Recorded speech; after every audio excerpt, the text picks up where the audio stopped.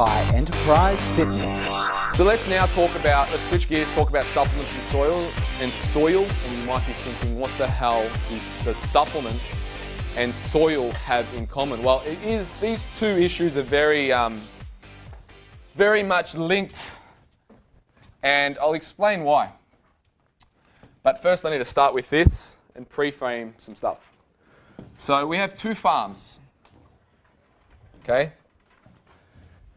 This is the farm of a hunter-gatherer society. This is the farm of the modern man, right?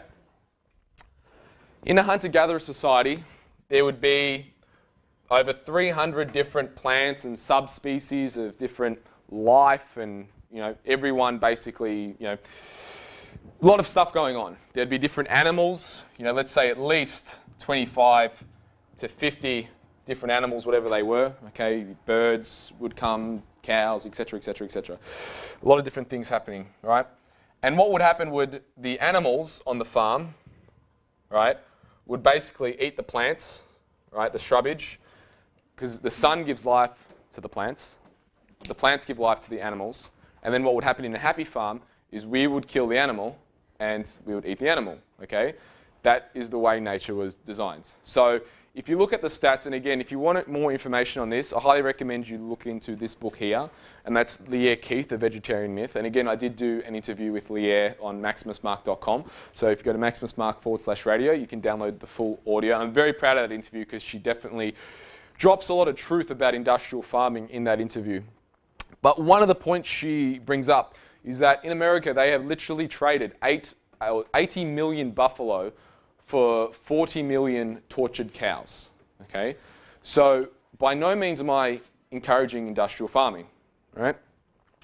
These animals obviously lived freely, they were happy, everyone was kind of at one with the land. That's the way it was supposed to be. In this farm here, you have something that's called polyparental culture. The word poly means many. Poly, so lots of different plants, lots of different species, everyone living together. What we have in the modern environment is what you would call monocrops. So mono meaning one, right? So what we have today is fields of soy, fields of wheat, and fields of corn. So the first 6 inches of topsoil should be the most alive piece of earth on the planet, okay? And polyparental culture, the roots of the plants are so deep that they go straight into the earth, okay? And you can't plant a monocrop on top of polyparental culture. It doesn't work. It's because the roots are so big and so thick that it won't take life. So industrial farming, what we have to do is literally use dynamite, TNT, all right, and basically clear out all the polyparental culture, completely clear it out so that then we can plant the monocrop. And of course, as I said, the monocrop is the soy, the wheat, or the corn. But what lives in this type of environment? Does anyone know? Want to take a guess? What can live in that type of environment? Vermin. So the vermin come in. So your rats, your mice, etc., etc. Okay, it's a little rat there. So if you're eating, and that's basically, that's all that really survives there, all right? So then what happens is we obviously harvest the corn, we harvest the soy, it goes out, etc., etc. But then the polyparental culture, the earth wants to rebuild itself, so it starts to come back up. But of course, we're going to plant more monocrops, so what we have to do is destroy the land again, okay? And this cycle just keeps going on and on and on and on, all right? It is not sustaining. Leah in her book points out that often it takes over 100 calories of energy to make 1 calorie of food, okay? So we are literally eating fossil fuels because the fertilizer here is NPK. NPK is nitrogen, phosphorus, and potassium. It's the most widely used fertilizer in the world. It's made out of fossil fuels. Eventually, you do the equation, that's going to run out, okay? You can't keep using fossil fuels to make fertilizer. It obviously is only so much you can use.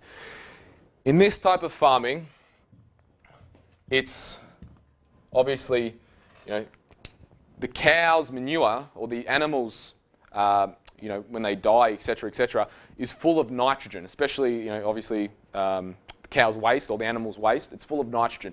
That gives life to the soil, and that is the best fertilizer. That is nature's fertilizer. That's the fertilizer that nature intended. So that gives life, and then obviously everyone's happy, and that's self-sustaining, and we're not having to pull fossil fuels to make that.